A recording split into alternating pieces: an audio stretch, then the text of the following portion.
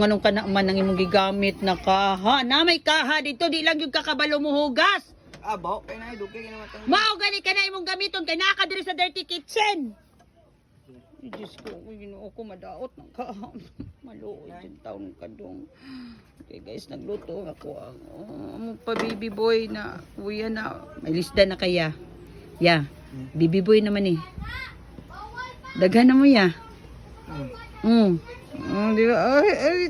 Ikaw tudloan niya unsa pagpakalalaki ya ha, pero ayo tong kanang mo eskwela lang kaya o kanang wanay klase ya pag nay klase sira ka pangayog baon pero wa ka ni sulod kagwanga ka. Ha? Ay, Tudloa gini bantay gyud ka sa kuha kay gusto nako priason mo giya ba astig kayo ya ba? Ha? Ha? Kasi kuan mamigayay man to sila Elijah eh. O di ba mga kakugitan awag na po ang pagumangkon no. Mo ni sakto no man nag-aukuan jud uyab ni jud. Ka na lang jud kayo mulutuan ni hotcake mga kakugi oh. Oh, mana mo ang ikaduhang boy. Ay katulo na di ay. Ayan, ang ikatulo, kaupat man si mamo.